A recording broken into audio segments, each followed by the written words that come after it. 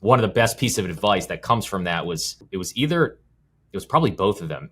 Tom Kulzer, who founded Aweber, and Clate Mask, Infusionsoft. I think both of them told me this, that don't ever raise money unless you know exactly how you're going to use it. And if you're going to raise money, raise more than you need.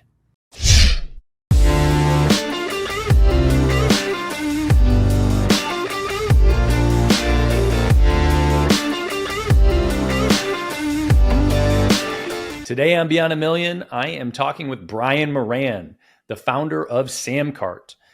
If you don't know, Samcart is a shopping cart that helps you optimize your checkout process. Easy Pay Direct is integrated directly, and I've known Brian for years. He is an absolute beast with sales and marketing. In fact, I think Samcart stands for Sales and Marketing Cart. We talk about tons of stuff, from bootstrapping the company all the way up to the point of accepting money and why he did it, to raising an $82 million Series B, and what the path and what business looks like after you do something like that. Tons of good takeaways in this episode. You will love it. Let's dig in.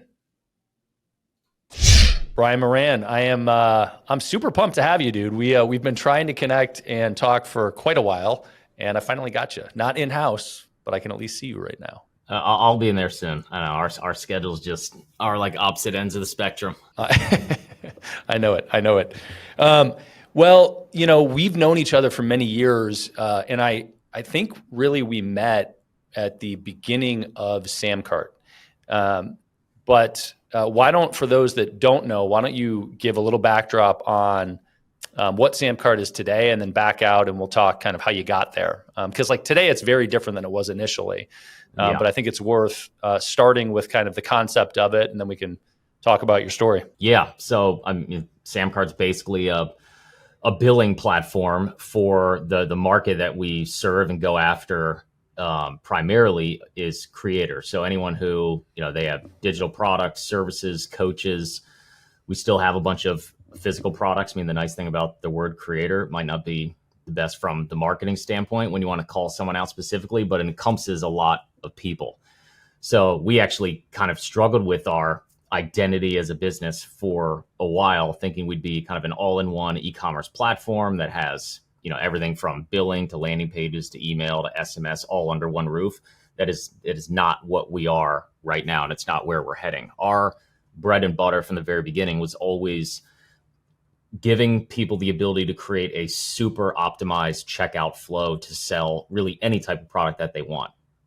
So things like, being able to split test what price your product is, being able to boost average order value with order bumps, add-ons, upsells, downsells, being able to sell any type of billing structure. So one-time payment, pay what you want, limited subscriptions, recurring subscriptions, obviously, and kind of anything in between. And so we basically tie into whatever most people, at least if we take like the digital product space, they have a course or a coaching program and they're using Kajabi, Teachable, Thinkific, any of the WordPress plugins that are out there. We don't try to get people to leave those. We just try to get them to use our platform to accept orders, and we integrate with all those other platforms. So you buy through us, the customer automatically gets all their content in whatever LMS or course platform that they're using. And they use us because they'll just straight up make more money. They'll increase their cart conversion rate, really their sales conversion rate. So it drives your cost to acquire a customer down, allows you to spend more to go get them because we drive up average order value. A whole kind of billing, tracking, analytics platform behind the scenes that tells you where your customers came from, who your most valuable customers are. It's meant for someone who's, doing probably at least 5K a month. We have a lot of folks doing less than that they're kind of aspiring and they're on their way building up. But our sweet spot is really somebody doing at least full-time revenue. So like 5-10 grand a month, all the way up to, we have a couple folks doing 100 million a year on the platform now. But our bread and butter is just kind of the billing side, being able to, efficiently accept payments, accept an order anywhere your customers are. You can take Samcart now and embed it wherever people are, embed it onto a sales page, a blog sidebar, link really quick off social or email. Just trying to give people, more efficient ways to make a sale. So this is great because I'm I'm going to force a huge open loop because this is new. This is not how Samcart started, right? To talk about being to reference yourself as a billing platform. I don't think I ever would have heard that out of your mouth 5 years ago. But Samcart still existed. And we're Easy Pay Direct is integrated to Samcart, so we know the platform, but the transformation of the platform has been pretty significant in the last several years. Before we get to why that happened, how did Samcart start? And actually, was Samcart your first journey, or were you doing something before that? Yeah, no, it started. So we launched Samcart in 2014. I got started right out of college, graduated in 2009. Had a terrible job working for the government, like everybody here. I'm in the DC, Maryland area, so everyone here either works for or with the government in some capacity. You take a motivated 22-year-old kid and you slap him in a government building with no phone, no internet, no laptop, no communication with the outside world, and even making great money out of school. I felt rich, but was just absolutely miserable at that job. So I did what most entrepreneurs do at some point. You start down that journey and try to figure out, hey, how can I make money outside of this full-time job? What business could I start?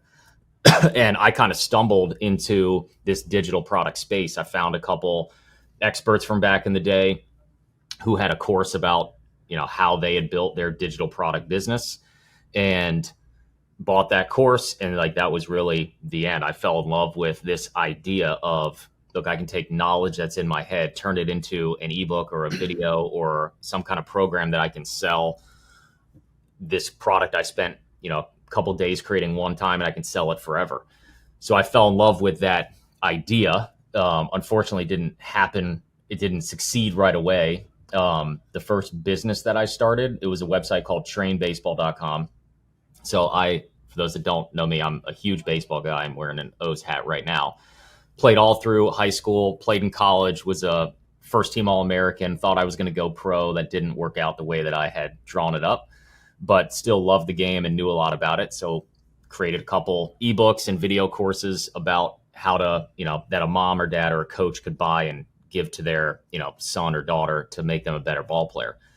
And so I started this little blog, figured out, everything we need to know as kind of digital marketers, and didn't make any money, I think, for like 14 months.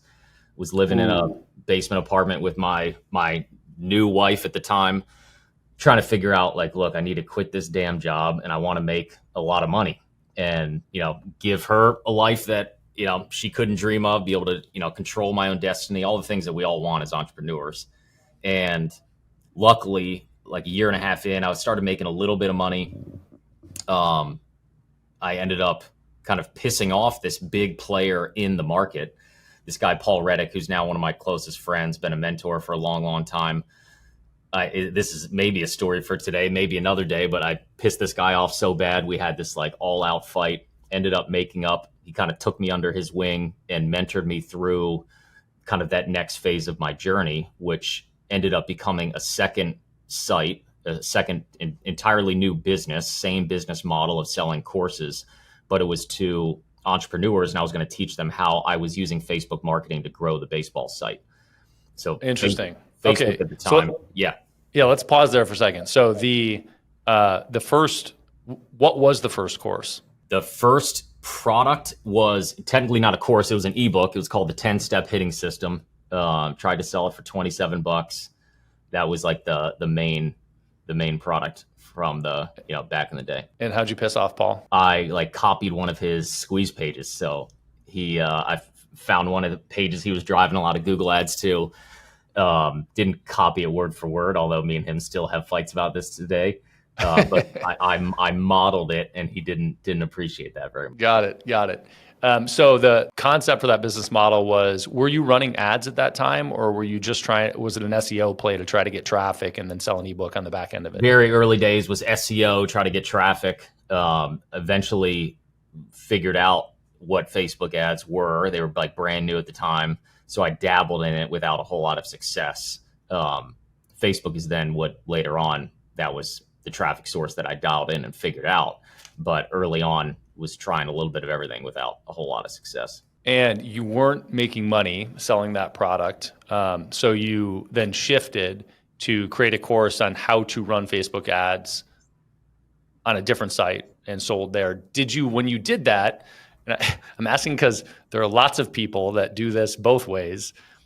Did you feel like you had dialed the Facebook ads when you created that course? Yeah. So little tweak to that story. The baseball site I got it to finally start selling. So I got it up to $3 or $4 grand a month using organic and Facebook ads, built up the fan page to about 10,000 people. So I was kind of up and coming in the baseball world, which is when I met Paul.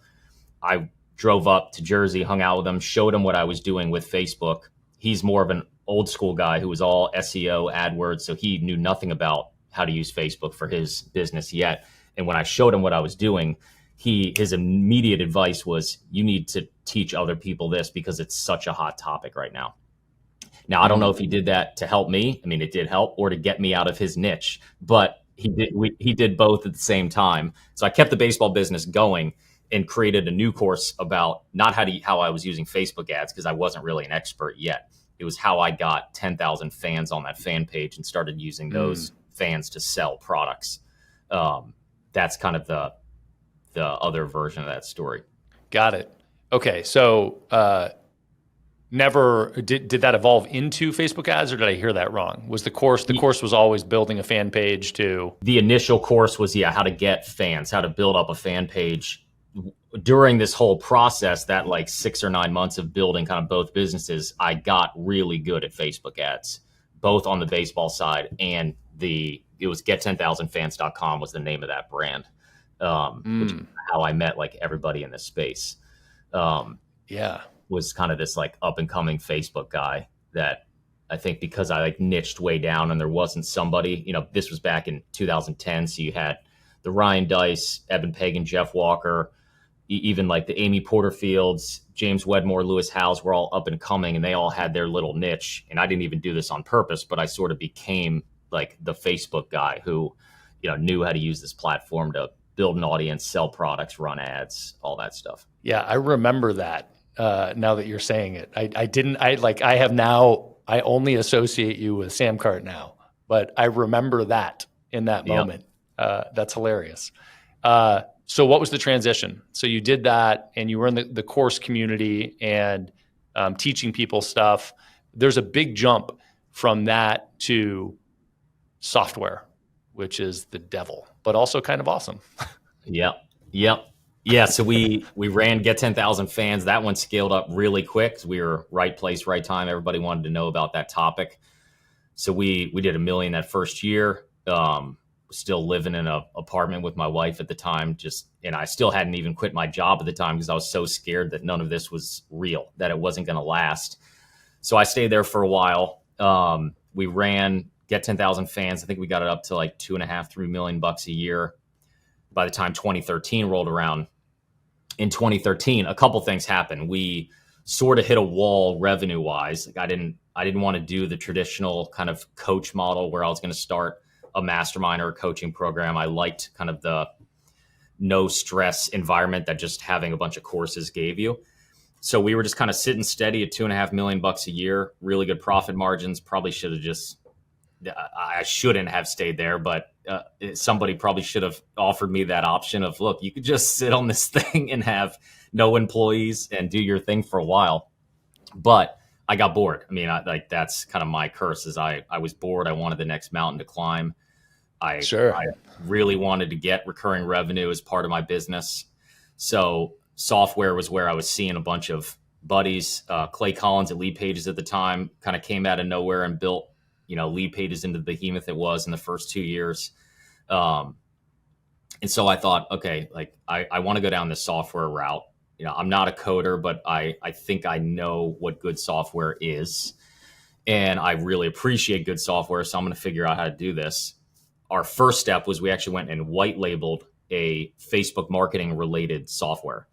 At the time, you could like build a website inside of a fan page. They had this thing called a custom tab where you could like put a landing page in your actual fan page. And there were tools that let you do that. So we found somebody that actually ended up being kind of right down the street who had a really big one. And we white labeled it, did a promo, generated like $50K a month in recurring revenue. that just lasted for quite a while. And it was that taste of what recurring revenue, when you offer a good piece of software, how that can change a business, that I thought this has got to be the full-time thing. We got to figure out what tool could we create that our already established audience of 500,000 followers, who are mostly digital content sellers, everyone who had bought from that Get 10,000 Fans audience. I just kind of looked at, hey, what are they using? What tool am I using that sucks that I can make better? And the worst tools of the time were the shopping cart. Like, they were all terrible. You were either stitching together an Infusionsoft account or using something dumb like PayPal that's costing you money. And so that was when the original idea in 2013 was, look, we're going to build a shopping cart, and it's going to be kind of for ourselves first, for our audience second, and we'll see what happens after that. Yeah. I think that there's a recurring theme amongst seasoned entrepreneurs, which is, I probably should have assessed the business models early on and made a choice based on the things that I want to get out of the business. And people very often don't see it, and they just kind of build the thing that was introduced to them, right? And it's like they have an itch and they just start going and iterating. But it is, some of the smarter people I know now have made deliberate choices around, I want a cash flow business, or I want a low stress business, or I'm swinging, right? I want to grow. And a lot of people go the growth route just because of ego or, FOMO or social, it's like, but I think it's worth evaluating those things. And one of the things that you said that I think is awesome is you wanted to do the courses, but you didn't want to do the high ticket back end because it came with stress. Yeah. And we serve that community so heavily.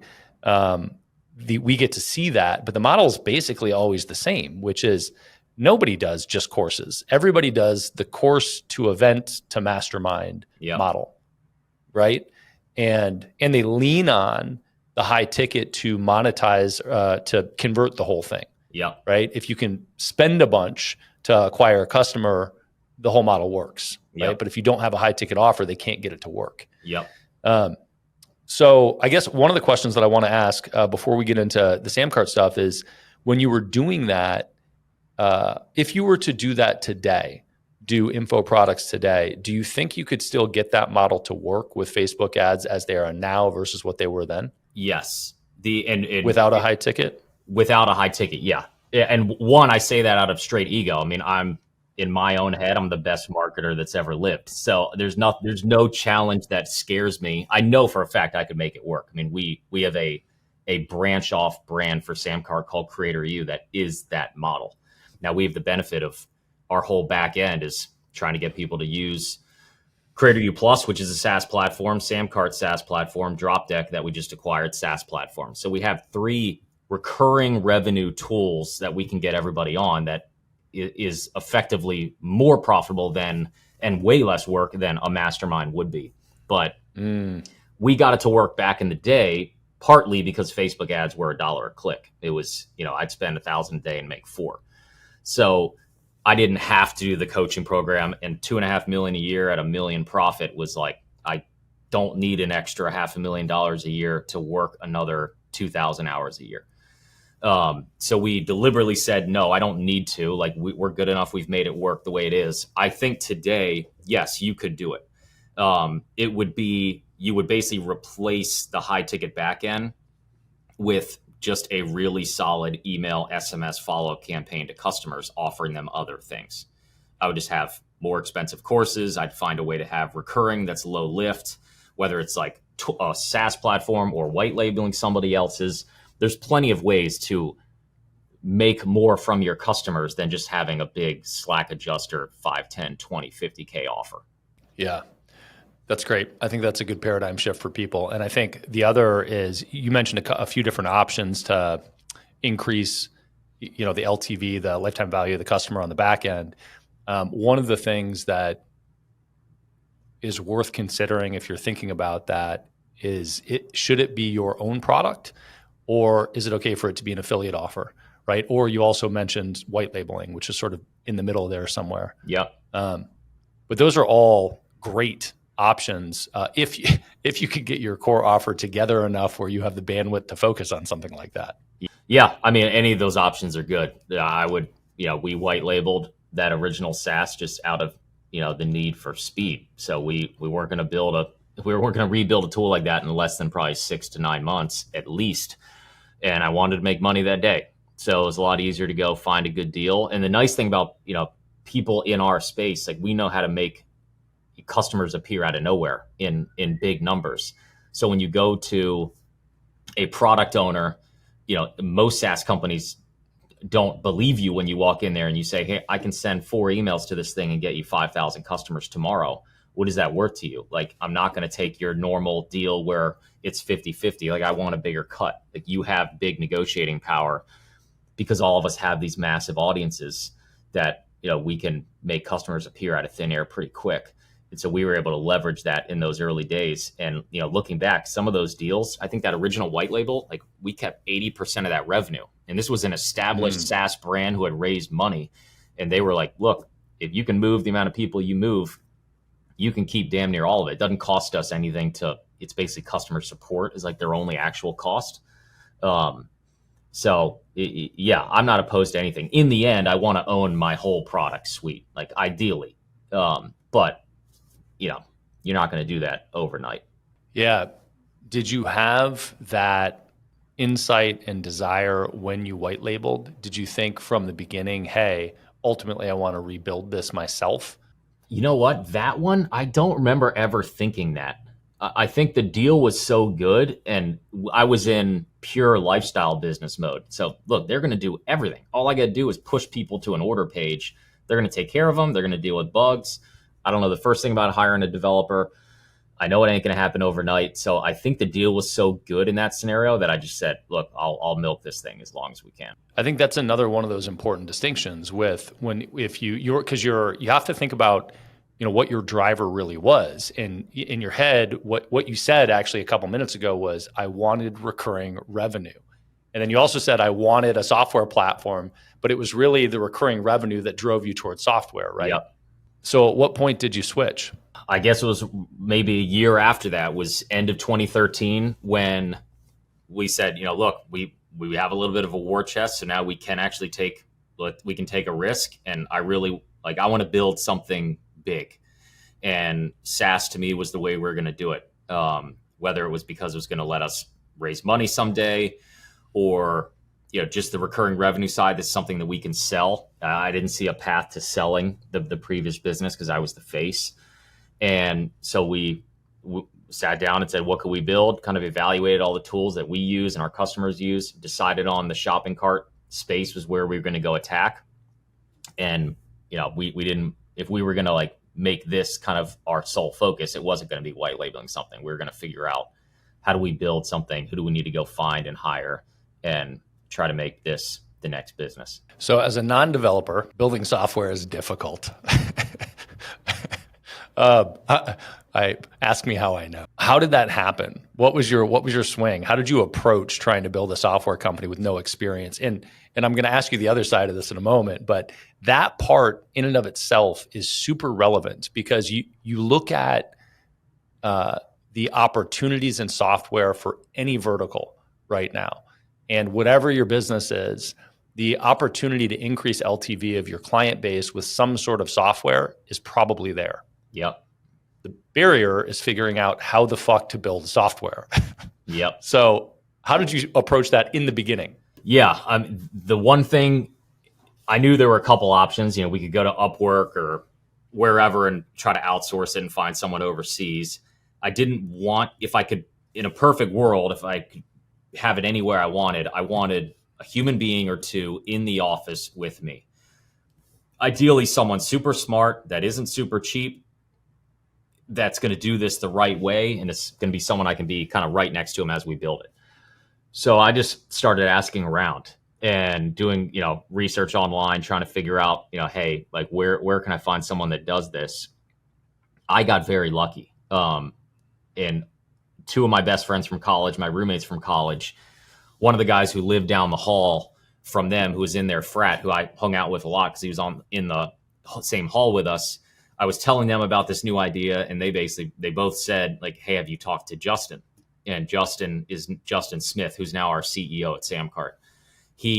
They were like, have you talked to Justin about this? And my initial response was, why the hell should I talk to Justin? He was a political science major. Like, is he a coder now? Like, how did that happen? And he was a coder now. Not only a coder, but he had his own startup that I think he had just sold off. Not like a huge exit. That's kind of a small app that he had built kind of for a government client in our area.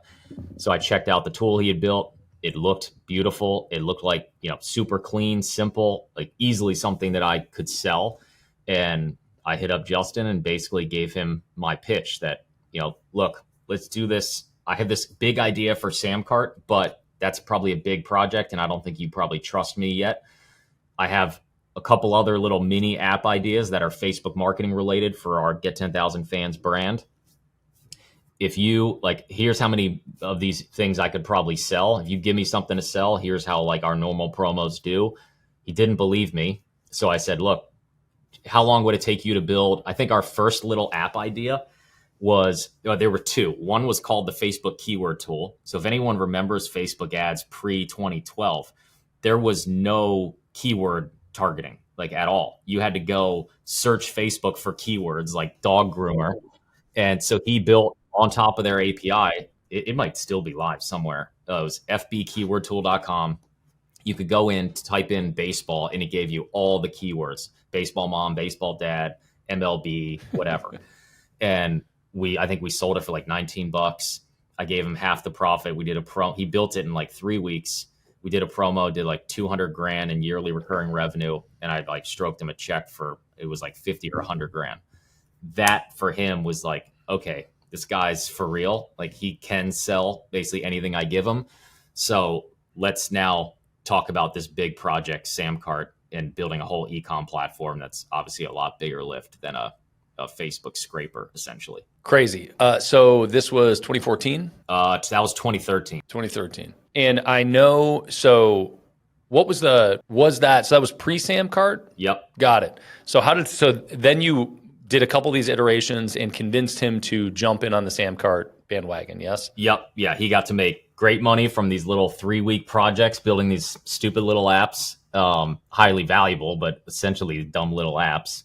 And so that's all I needed to convince him to then commit to 6 to 12 months working with me, building out this big e-commerce platform, shopping cart, thing that was in my head. Got it. Okay, so Bootstrapped. No money has been raised, right? Yep. I know now, I just saw before we got on here that you just closed your Series B for $82 million. So you raised your Series B at $82 million. Would you, if you were to start a software company again today, would you go the VC route or the bootstrap route? If I had to, so me personally, at my current financial status and track record with our current investors, I would probably immediately go to raise money, because we have so many connections now and we've proven ourselves to be a good investment that I could go have somebody else fund the whole thing.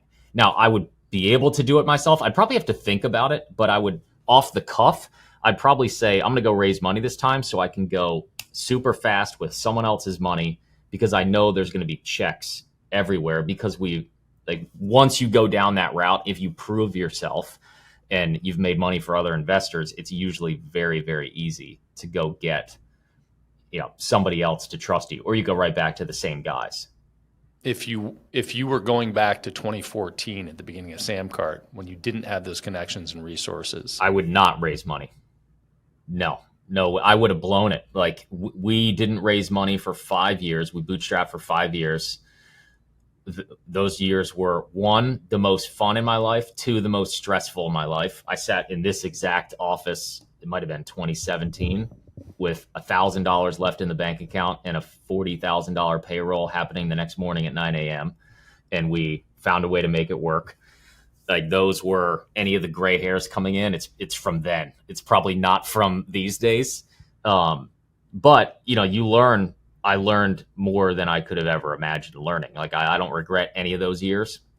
What I do know is if you gave me $5 million, $10 million more back then, I don't even know if I would have spent it. I hopefully would have been too scared to spend it because we didn't have a model yet. Like there was no, we couldn't pay to acquire customers yet. We hadn't figured out paid advertising. I knew nothing about running a team.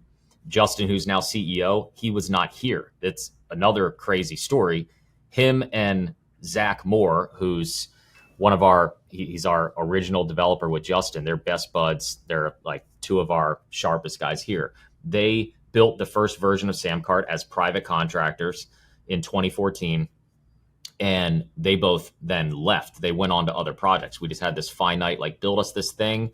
Hopefully we can keep you guys around. But Justin got a crazy offer from a big publicly traded company in New York. So he went off for 5-6 years. Zach went off for 5 or 6 years. So it's just me and Scott with this great product to sell, but no team. And the team was chaos for 5 years because I know nothing about, not that I know nothing about it. I just have no interest in managing, delegating, any of that stuff. I can get the crowd excited and motivate employees, but then after that speech is done, I'm like, leave me alone. I need to go work. And that's not a good way to lead a team. So if you gave me all that money back then, I would have been an idiot and dumped it into an ad campaign that didn't work, or hired people that didn't have a leader or a manager, or I just would have held on to it. Hopefully I would have held on to it and done nothing.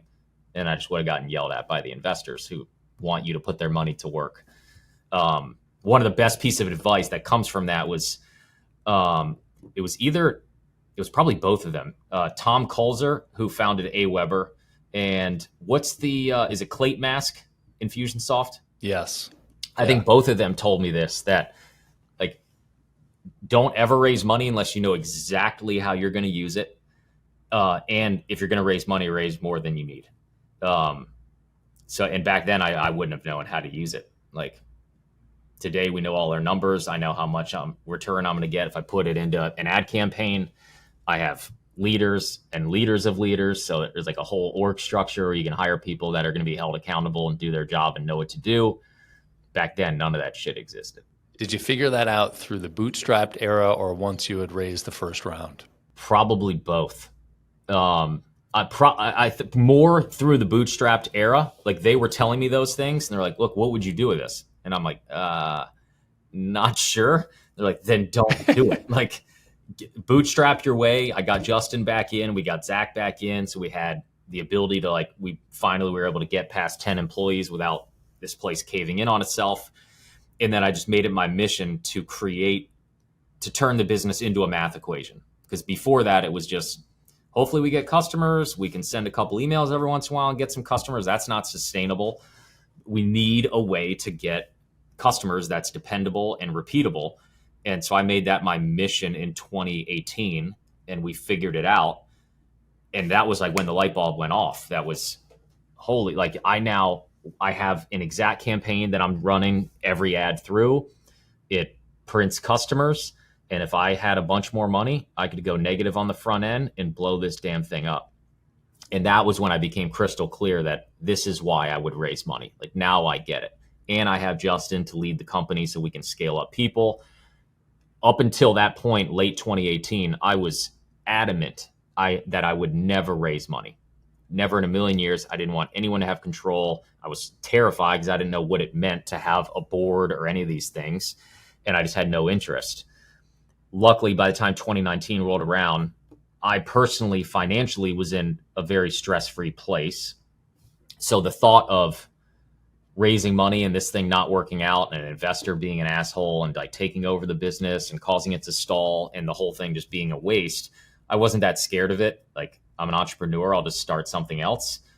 And on the flip side, I saw the path that if you fuel this thing, if we just had an extra couple $1,000,000, like we will double. Like I can draw the math equation out. Like that's what's going to happen. And those two things combined were what finally got me to overcome that whole fear, skepticism side of my brain that kept me from raising money from the beginning.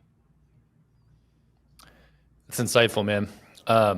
I know that there are a lot of people that live on both sides of that line. What was the business model in those bootstrapped years, in the 5 years? What was the product? What was the business model? And we'll fast forward to today in a minute here, because as I look at the product today, it is different than what I saw initially. What was in your head at the time, and what were you trying to build, and where'd you land with it before you raised? Yeah. So 2016 was really like our big coming out party. I guess 2015 we released it just to our list.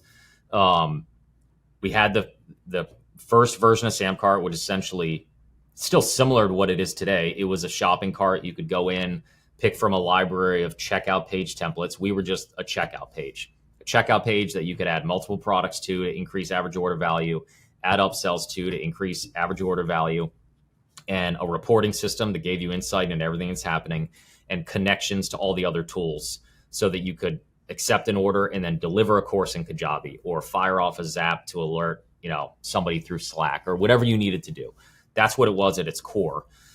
And so 2015, we had that. The business model was do a launch to our list, like just tell our whole audience about it. We had 200,000 people on an email list, 40,000 customers from the Get 10,000 Fans brand, hundreds of thousands of social media fans, and relationships that I had built with Amy Porterfield, Jeff Walker, Ryan Dice. I mean, all the big kind of influencer experts in this space, and all their customers needed this. So the business model from 2014 to 2018 was essentially hit my list up with this every so often, try to figure out ads. We never did. We would still, ads still brought in some customers, but not, we were probably spending like $500 a day just because it didn't make sense to go any higher. And then it wasn't a huge chunk of sales, but affiliate partnerships and relationships was a big one. With word of mouth also, that was probably bigger than affiliate marketing, which was nice getting into software. Like, people share good tools. So when we did a big launch in 2016, we, fortunately had, for any of you who've done like big Walker style launches with like affiliate leaderboards, our leaderboard was Amy Porterfield, James Wedmore, Todd Brown, Todd Herman, Jeff Walker, a bunch of other folks. So those relationships were huge. That launch like put us on the map in an even bigger way than we already were. And we got a bunch of huge customers. Mike Dillard switched over. Darren Hardy switched over. We had heavy hitters using the platform, processing hundreds of millions of dollars a year. This is before we realized you can make money from payment processing, by the way. So that it was from that point, 2016 to 2019, it was no ads. It was kind of flat-ish growth. Like, we didn't really have a way to go get a bunch. We'd try to do a launch every so often and get affiliates to promote, but they don't want to promote the same thing all the time. Our list was kind of sick of hearing about it. It was just kind of steady word of mouth.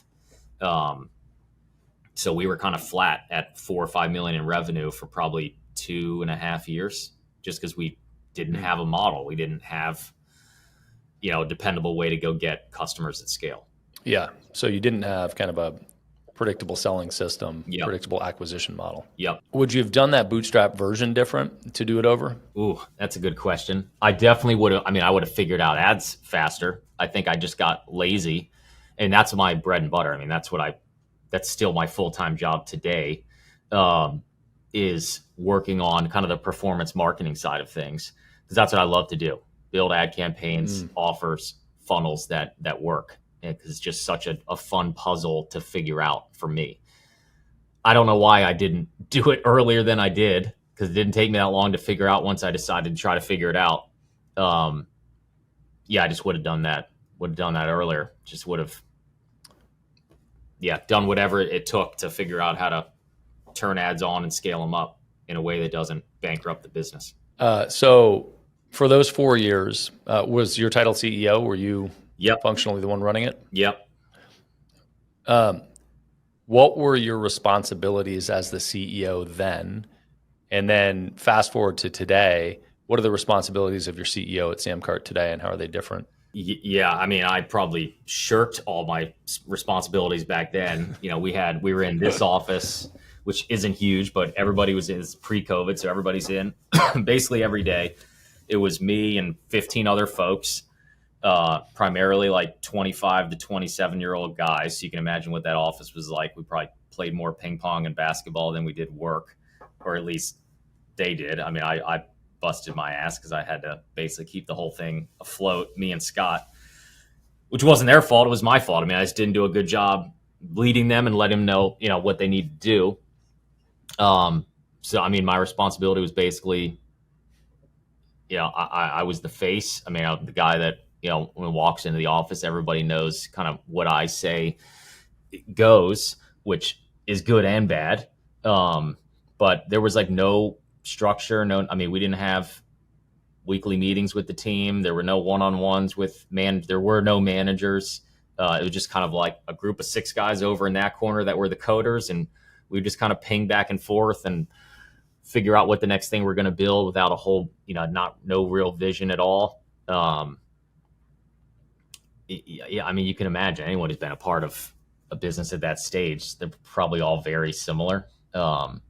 But my role then was I was the guy that had to move the needle revenue wise. That if there was a launch or a promo coming up, I was going to do basically all of it, write the scripts, film the videos, edit the videos, create the ads, network with affiliates, decide on big features that I know are, 1, important, 2, going to actually be something people will pay for.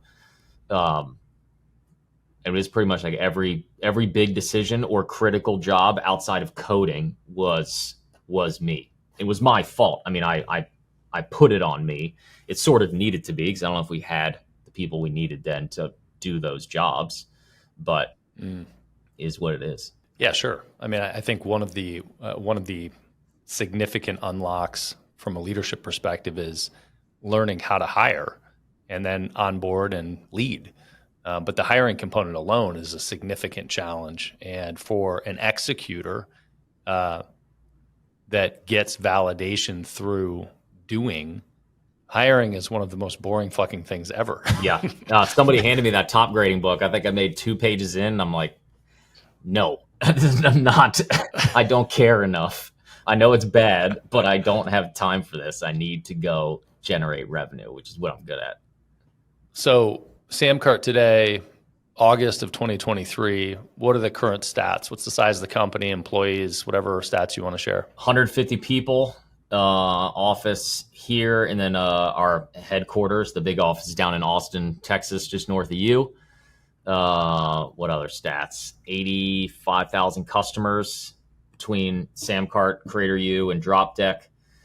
3 brands, 3 different software tools.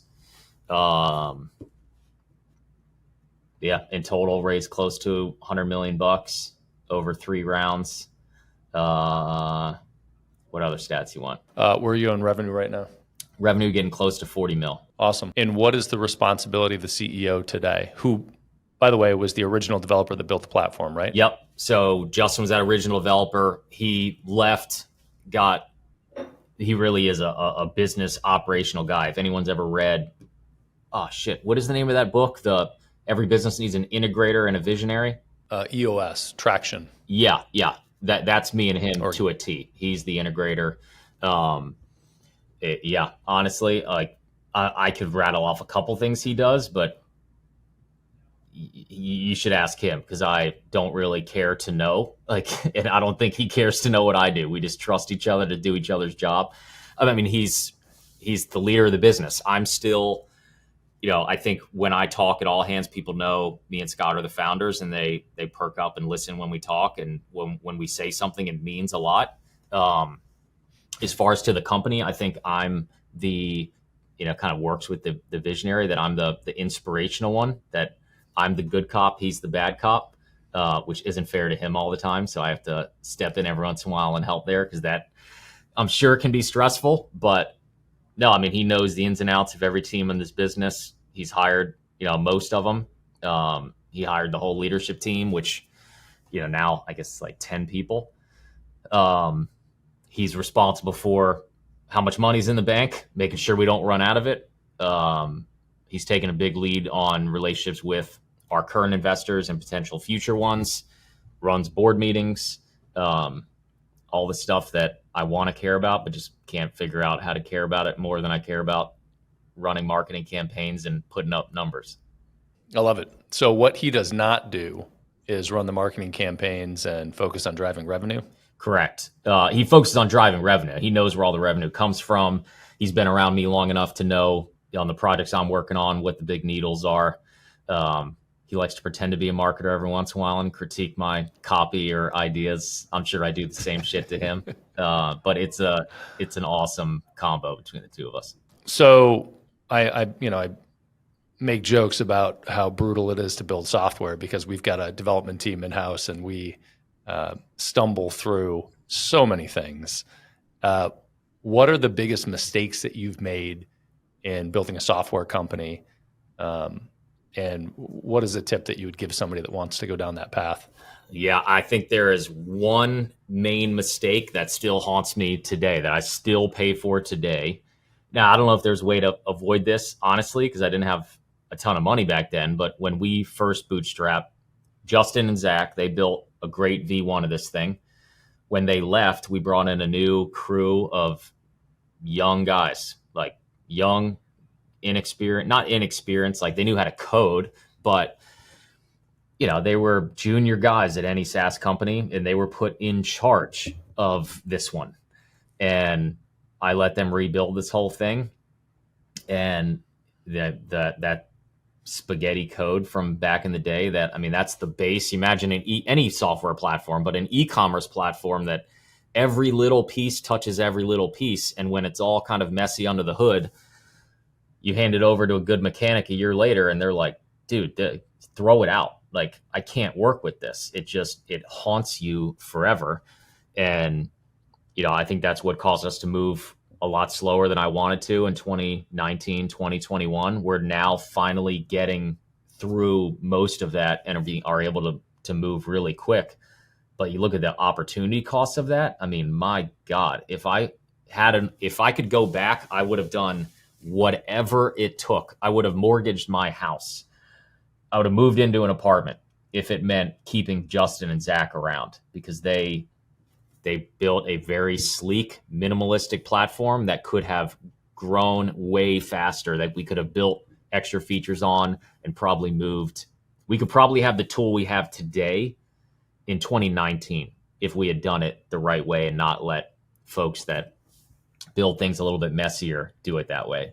And we see that with, now we have two other products. One is Creator U, one is Drop Deck. Both were built in the last year with new tech by very, very smart people. And those tools just move. Like, we ship cool stuff every 2 weeks. And Samcart still pays for, those mistakes back in the day. Probably better that Samcart doesn't move super fast because we are dealing with people's money. And so we got to be extra careful. Like, you can't go down if someone's running a $1 million a day business on there, but still a pain in the ass. Oh, I'm aware. My question with that is, when you're looking for, basically what I heard is, don't have shitty people build your software. But more specifically, does that take a single senior software developer, or is it an architect that you're looking for, or is it a product manager that you're looking for? What are the components that you think are mission critical now? That's a good question. I still don't know if I know the answer to that. When we bought Drop Deck, Justin flew over to France. This was like 9 months ago. And we were talking to these guys. They had an awesome, unbelievable looking tool. We both had used it. It was incredible. And we were talking about buying them. And when he flew over, he basically asked me, like, look, is there anything you want me to ask these guys? Because I couldn't go. And I just said, look, you evaluate them. Justin is he's technical. He's been a coder. He doesn't code anymore, but he knows what he's doing. He can see good code and, sharp people from a mile away. And I told him, look, I don't even really care about their product. I care about the two guys running it. And they were kind of best friends. They built and sold off multiple other apps, so they had a very good track record. One guy is more of a product guy, one guy's more of an actual developer. So it sounded like a very good match. And I just said, look, you evaluate them. I don't even care about their software, because like, we're going to repurpose it and sell it to a different audience. We're going to change things anyway. But if they're the guys, if you think they're two of the smartest product engineer combos that you've seen, I'll pay anything to get them, because it's so rare to find engineers that can think like a business owner, that can get into the mind of the customer, and can do it all the right way, like build it clean, scalable, fast. And he came back and said, they're the guys. And that's what they've done over on DropDeck, the way that they've innovated and changed things and improved the platform in a very short period of time. I mean, if I had to describe these two guys, both incredibly bright, super fun, cool dudes, proven track record. The software speaks for itself. You can feel the difference. I mean, you log into a shitty app and you log into a good one. Like, even someone like us that can't code, we can tell. Like, it's just snappy, it's clean, it's done the right way. Yeah, I mean, I think it just comes down to the right people. I don't like you could give us the world's best engineer, and like, they can't build something like Samcart or EasyPay Direct all by themselves. Like, you need a team of great people, which, are great coders that know how to do things the right way, great product people, great leaders. Like, it really is kind of a tribe. From the get-go, one or two great people can probably take you a long way. But once you reach, scale, like, those two guys aren't going to be able to build DropDeck to $1 billion all by themselves. Sure. Okay. I know that we're approaching time.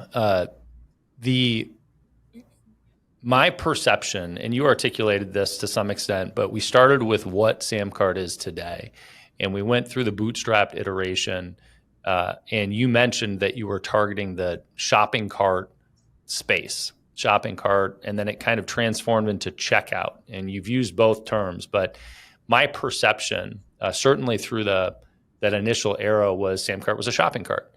And today, when I look at it, it's distinctly a checkout product. And one of the transformations that I saw was the ability to embed the checkout widget in any location you want. Yeah. So in all these other sites, and one of the things that I saw was like embedding checkout inside of a Notion page, yep, which was interesting. I think that's on your homepage today. Where was the transition, and what led you to the conclusion that this was the direction you were supposed to go? Was this a gut feeling, a data-driven thing? Yeah. What was it that made you say, hey, you know what, not shopping cart, but embedded checkout process? Yeah, I think one, the terminology is almost more of a marketing decision. That shopping cart isn't really what people say or search for anymore. We used to say, for the last couple of years, we'd say e-commerce platform, but then people expect a website builder, email marketing, SMS. They expect a lot more inside of an e-commerce platform. What our bread and butter has always been is what we are today. We got distracted over the last 5 years numerous times, partly because one of the campaigns that I figured out how to really scale, it brought in a lot of beginner, kind of advanced beginner, very small businesses doing a couple grand a month. It brought in a lot of those folks, and a lot of them, like, they don't even know what a split test is. So for us to go super deep in checkout with upsells and split testing and multiple forms of payment, like, those things, one, they don't even understand what they are, why they're important, and two, they can't really use them yet. They're not big enough. What those people needed, they needed an all-in-one. So we went and bought a course platform and baked it into Samcart. That took 12 months. We had very simple checkout templates back in the day. We turned that into a drag and drop page builder. That distracted us for 18 months. We did those two things for this influx of very different types of customers than the Amy Porterfields of the world, who they don't need any of that shit. She's going to use Kajabi. She's going to custom build her own course platform. She doesn't use our builder because it's not very good. She's going to custom code something on Webflow or WordPress or straight HTML. So we got distracted building things that weren't our ideal for the ideal customer. Do I regret those things? Sort of. Like, they still did help. Like, we were bringing in thousands of these people, and it did help us get them and keep them. But it just kind of distracted us. We were this shopping cart trying to pretend to be an e-com platform, trying to pretend to be focused on, billing and payments, which is what our VIPs wanted, but we weren't giving them the time of day. The Series B was really our time to think, look, this is a lot of money. Like, we need to be crystal clear on where we're going, because like we're not going to go spend 85 million bucks without a clear direction. So we decided, look, we don't want to turn away beginners, but a lot of them aren't ready for Samcart yet. So let's create a separate product just for them. And that's what became Creator U, that we scaled from 0 to 80,000 customers in 6 months. That is kind of a coaching platform. There's some software in there. There's little AI tools in there to help them create content. There's a lot of analytics and tracking so they can see their audience grow. You get a creator score. There's a shitload of videos in there. Every course I've ever created is in there for free. It's everything that beginner needs to grow into a Samcart customer. And that allows Samcart to do what we do best, which is build things that make real businesses real money. Increase their checkout conversion rate, allow them to customize it, deploy it wherever they want, drive up average order value, track lifetime value, track ad campaigns, like the nerdy shit that I love, that the Amy Porterfields of the world, the Jeff Walkers of the world, the big supplement brands of the world, people doing 10, 20, 50, $100 million. That's what they want us to do. And it's what I wish we would have done more of along the way. We just, you get distracted like every business owner does, but luckily we've come back to, I think, where we need to be, where our sweet spot is, and really where the money is for the business. You said that you kind of regret it. How could you have learned those lessons in another way? Yeah, I mean, someone could have told me, but living it's a lot different than someone telling you. No, I mean, like, my personality style, whether it's good or bad, like, I don't ever really regret much of anything, outside of, like, if I'm a dick to my wife or something. Like, there are obviously scenarios where I really do mess up that I regret, but business decisions where at the moment you have all the information you can get and you make the wrong call, like, so be it. Move on. I don't have time to sit here and dwell.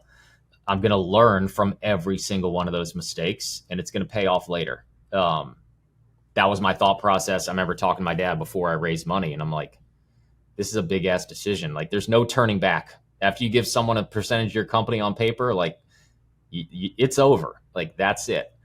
And the deciding factor was, one, like, I'm not going to worry right now about regretting it, because even if it goes sour, I'm not the person that regrets things. I will probably learn more, meet more people, doing this than I ever would have gotten at any business school, in any other path. And I always want to have kind of that next challenge, that, put myself in a new environment to learn new things, and right now the owner of the Dodgers and Lakers sits on our board. Like, would I ever have met that guy, run and get 10,000 fans? Like, no.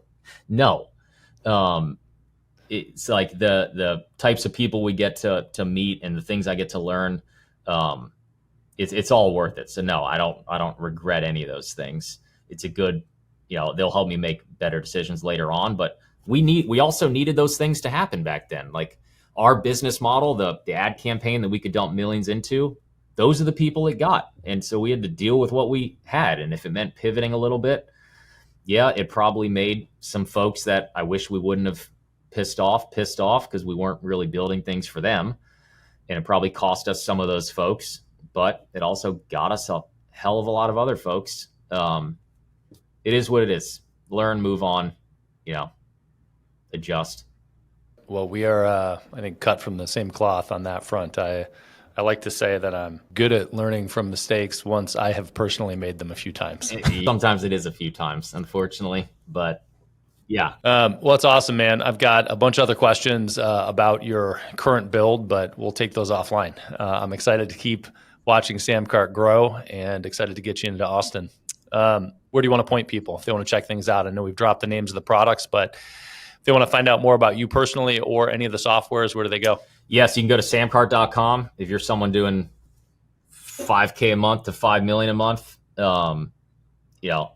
if you're selling definitely digital products, services, coaching, we are right up your alley.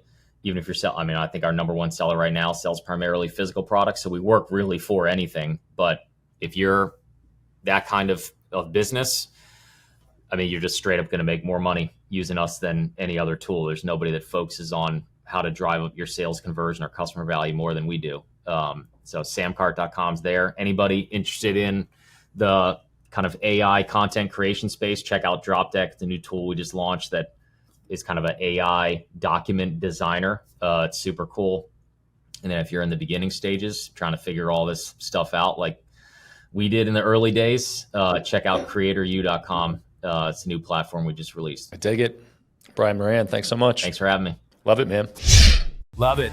I hope you enjoyed the episode as much as I enjoyed doing it. I need your help. There are 3 places you can find Beyond a Million. The podcast itself, beyondamillion.com, which has some cool free resources, including a free course. And we finally launched the Beyond a Million YouTube channel. I would love it if you would go there and subscribe. And if you don't want to, you still would probably enjoy seeing the visual content. Check it out, youtube.com/@Beyond a Million.